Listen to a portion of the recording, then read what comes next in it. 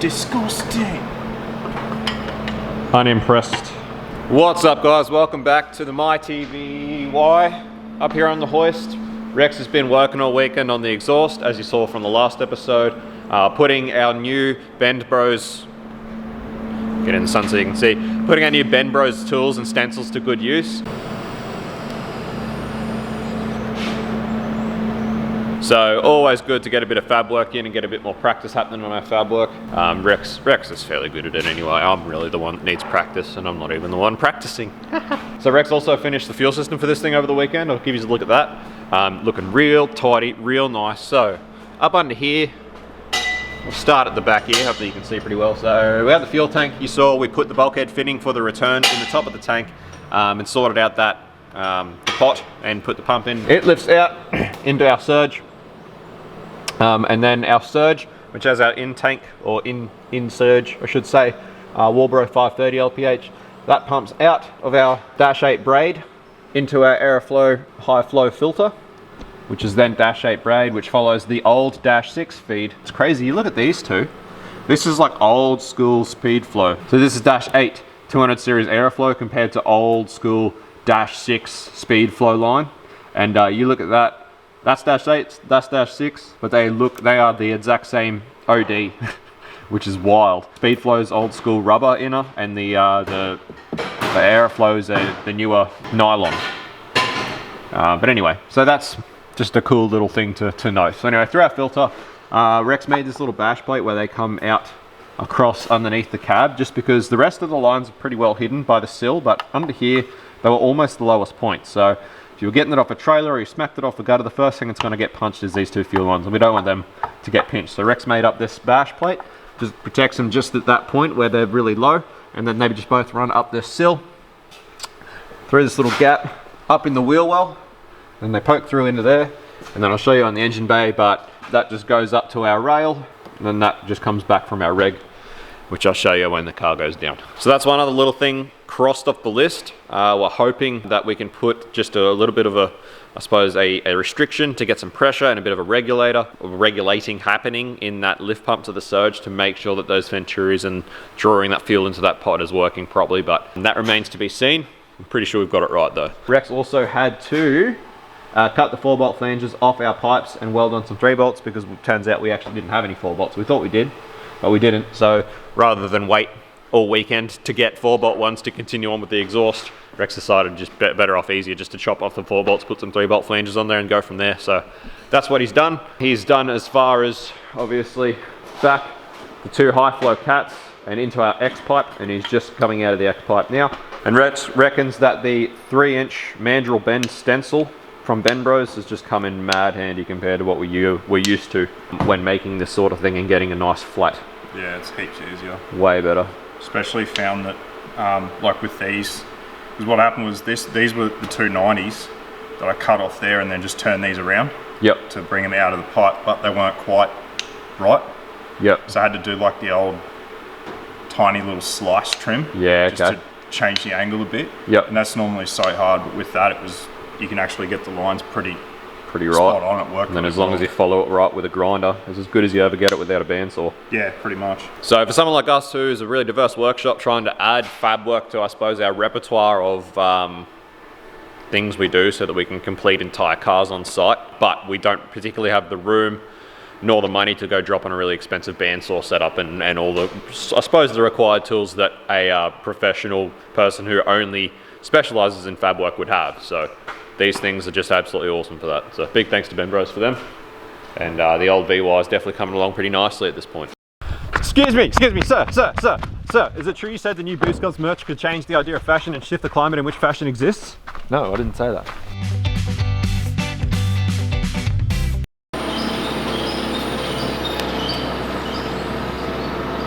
Righto, move it along here. Unfortunately, fab work just takes time. It is what it is, but Rex has got a little bit more straight there. You can see up there, that's what he was welding before, is some scallops in the pipes to actually clear our new mount for the center bearing. You can see him up in there. Might be a bit hard to see on camera. Yeah, there was a lot of mucking around. I can show him when we take it back off the welder. I had a pretty good shot of you welding them, but you can see from inside. So much mucking around to get that right. A little scallop there, which is just a little bit to get them over underneath there to keep them up nice and high. See from here that they're pretty, that keeps them pretty well tucked up. Sort of the lowest part of the exhaust is going to be these flanges, which that's the pipes, there's nothing we can do about that. That'll go on there. So from there they go on there. With cut off whatever angle we need to shoot up in here, and then my plan was to have the cutouts basically point up like that. Yep. Have the cutout side like here. Yeah, okay. And then just have a back down here. Yeah, just have a bit of a for our turn on that. bimodal things. Yeah, and just see a little bit of a turn down on that. That'll be fine. So what's your plan to put mufflers directly after the cutouts? Well, up once it goes up over the tank, put mufflers. Oh, you're still gonna put mufflers up about top? Yeah, about here. Well, there's no room. Yeah. After the cutout. Yep. So the mufflers will go where the the old ones were. Will it fit a 3-inch muffler up there? Have you sat one in there? We'll make it fit.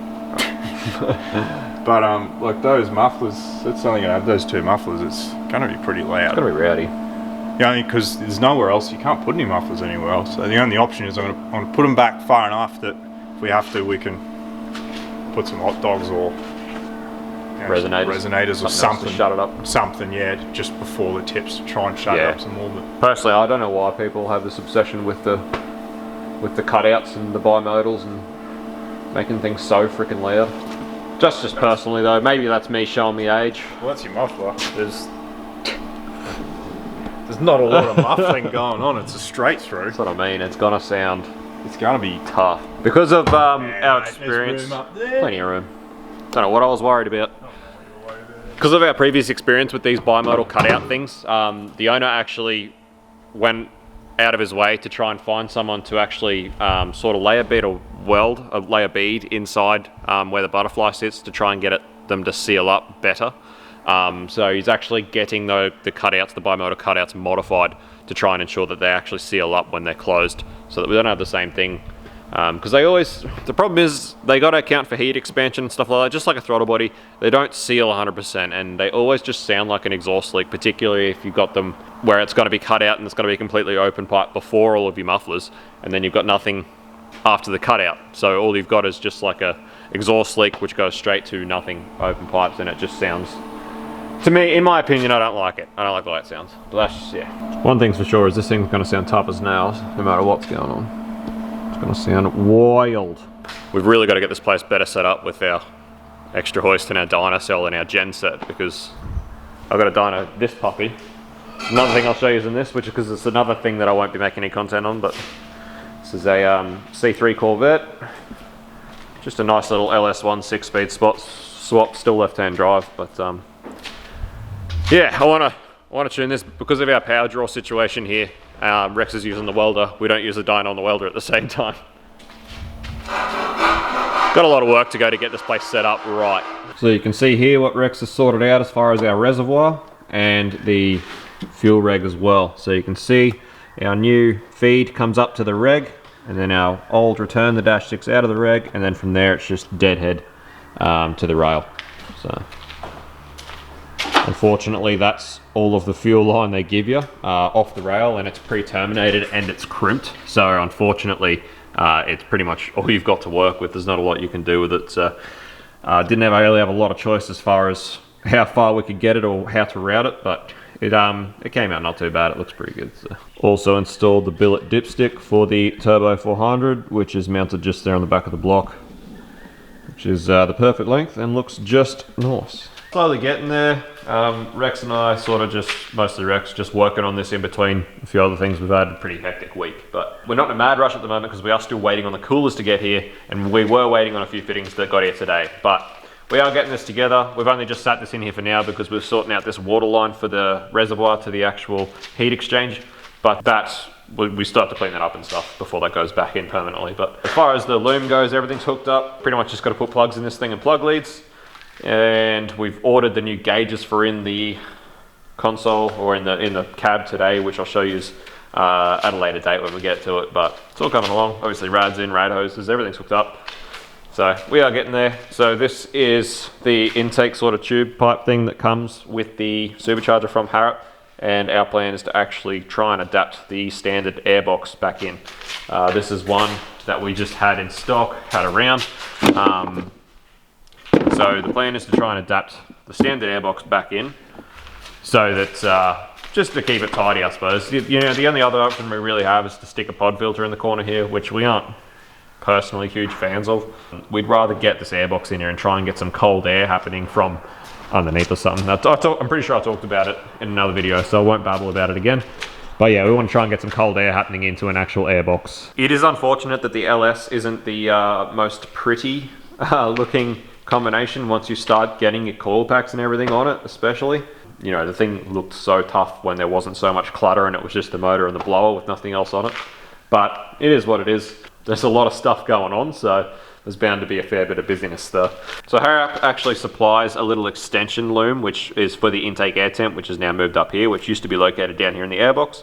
So it's just a little extension loom that plugs into the old plug, runs back up to here, and Bob's the irony with that. Apart from that, nothing else electronically had to change, except for the map sensor, which I'm pretty sure they supplied extension for that as well. So the only other thing that Rex and I were just discussing was whether we should have put a cooler thermostat in this engine while we were building it. I think factory these things come with like an 86 degree thermostat, which from factory they run at a good 100 degrees normally. Anywhere from 95 to 100 is what they run up from factory, which is mostly to do with emissions and things like that. There's not really a great need for them to run that hot outside of emissions and things like that. So I think the last one we did, we put a 71 degree thermostat in, and it ran like a cool sort of 85 degrees, which is sort of perfect operating temp for what you want. So we're just going to see how this goes, this combination, keep an eye on it, and lucky for us, LS thermostats are really easy to change.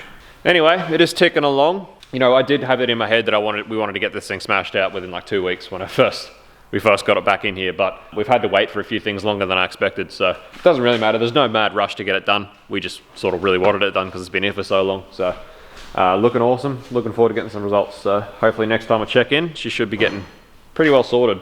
I haven't been filming a lot of putting this back together because it's just, there's not a lot of modification or anything going on. But the only exciting things is sort of routing our water lines for our heat exchanger, which is pretty simple. Like, it's not really that complicated. There's nothing too exciting really happening. So it's just a matter of slowly ticking along with putting it all back together. But I will film a fair bit about this airbox setup when we get there.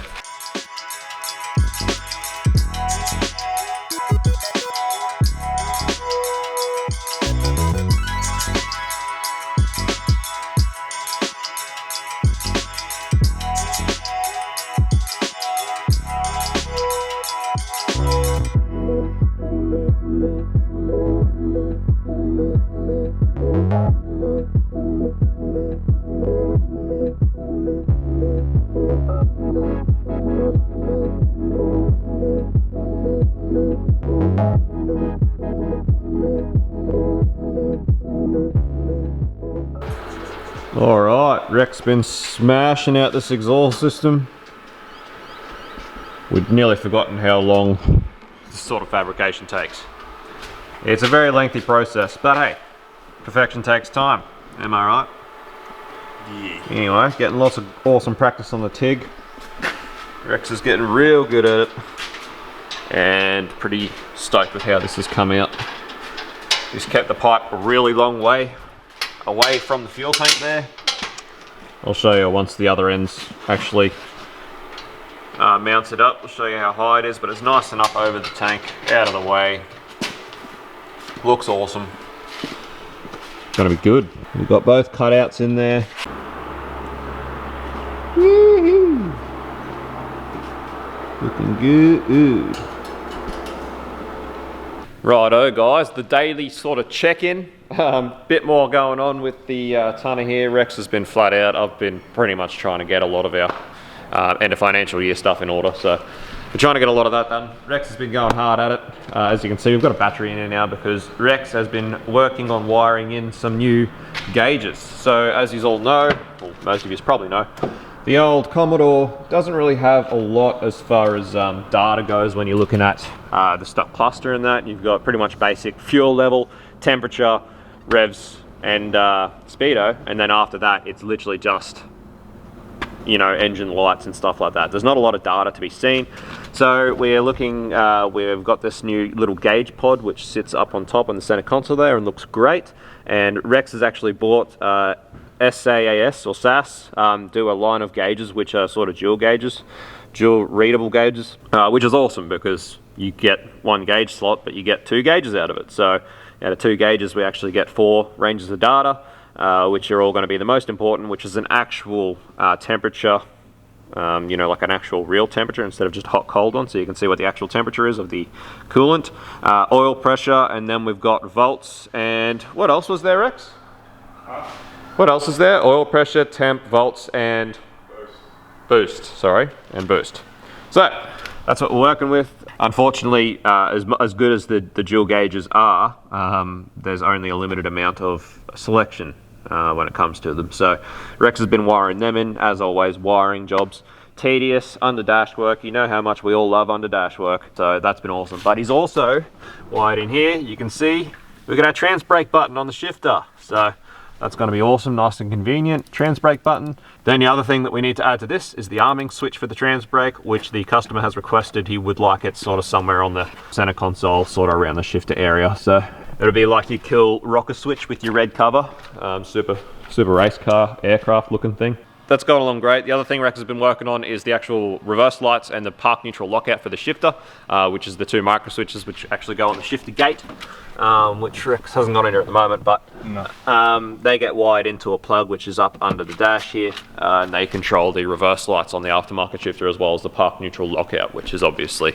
an important thing. So what's up, guys? Another daily check-in on the Big Bad VY. Rex has spent another day, yet another day, just tedious little jobs going through it. The fuel pump is all wired up now. Everything's wired up now. The gauges are in here. Oh, he's taking the battery out, so I can't show you. I'm excited to show you how these gauges actually look with the rest of the interior lights and stuff. They look absolutely amazing. We're actually very stoked with them. So the trans brake button's wired up. The relay's wired up. We've tested the trans brake. Everything's working. About the last thing we're waiting for is the rocker switch to put in the center console, which I talked to you about in the last clip. We've ordered one. It should be here next week. But apart from that, this thing, except for the oil coolers, which we're still waiting on from PWR, which also should hopefully be here early next week, this thing's ready to hit the key. So freaking stoked and super excited. So anyway, we should be hitting the key early next week. And man, I can't wait. All right, so Rex put a battery in it, so now I can show you these gauges and how good they look. In here, that's the trans brake. That's the trans brake. Just turn the lights on. Look at that. I reckon they look pretty good, actually. So like green lights, green backlights, match everything else. They look really good in there. So another thing I should probably go a bit more in depth into is Rex actually wired the fuel pump to an existing relay holder in the existing fuse relay box, which means it's that one there. So you just got to get one of them relays for it, do you? Yeah, I've already got one. Yep. I just am leaving it out because there's no fuel in it, so I want to make sure we run the intake pump to fill the surge before we, because they both run off the same trigger, so they both run at the same time. Yeah, gotcha. So I just don't want that pump running dry. So it keeps the fuel pump relay and everything in the existing fuse box, which is awesome. It's nice and tidy.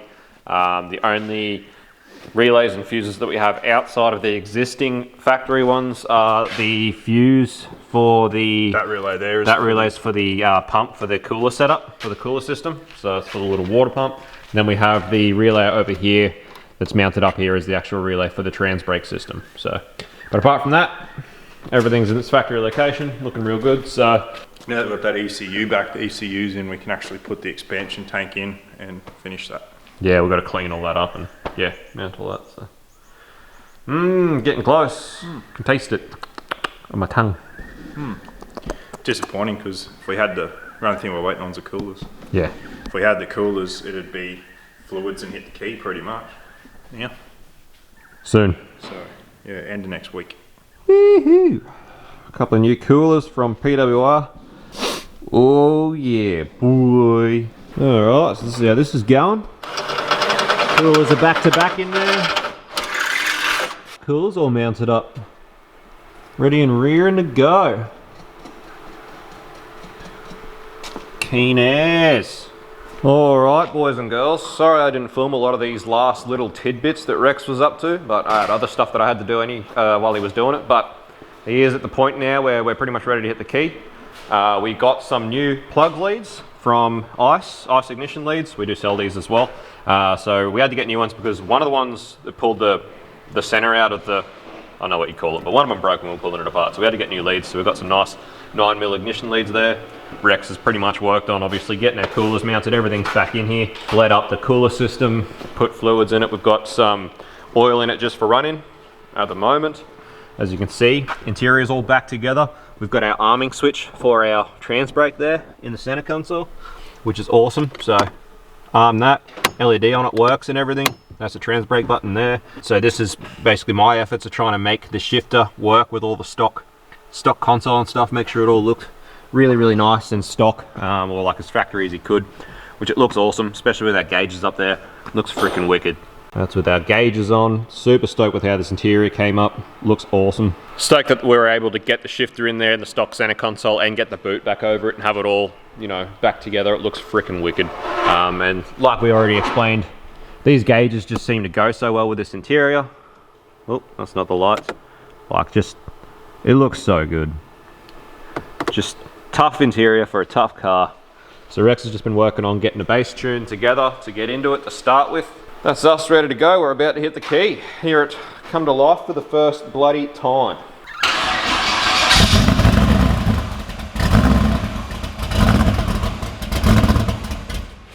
Woo. How's that, mate? It's alive. It's alive after all this time.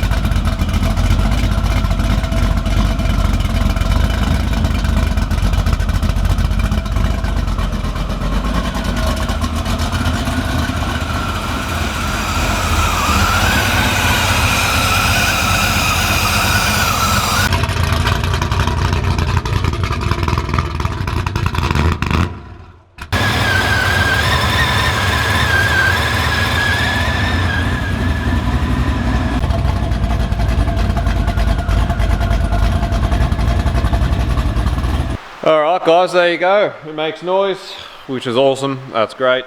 So now, hopefully we'll get it on the dyno. Maybe tomorrow. We've got a few more things just to fiddle around with, and we still got to sort out the intake and stuff. So it's not done yet, but we are getting to the point where we should be able to get it onto the dyno pretty soon. It needs to go on the hoist again. Yeah, well, it needs to go on the hoist again, which means the Supra's got to come off the hoist again, which is a mad pain. So that's uncool. The wiring around the box and stuff like that, I've just temporarily just tied up, and the oil pressure line that runs down to the oil for the oil pressure gauge is resting against the pipes. It's got heat shielding on it, so it's all right for now. But I wouldn't run on the dyno. It needs to be tied up and secured, and there's some other things to sort out. So a few things to sort out, which we're going to have to wait until the Supra comes off the dyno, off the hoist, which is a pain. So we'll see how we go. Hopefully we can still get it tuned soon. Probably not. I don't know. Anyway, that's going to be it for this episode. You got to see it make noise. So thanks for watching. As always, smash like, smash subscribe. Don't forget to get to the store, buy yourself something nice, go into the draw to win yourself a Powertrain Digital Dash. And we'll see you on the next one. Peace out. See you. Bye.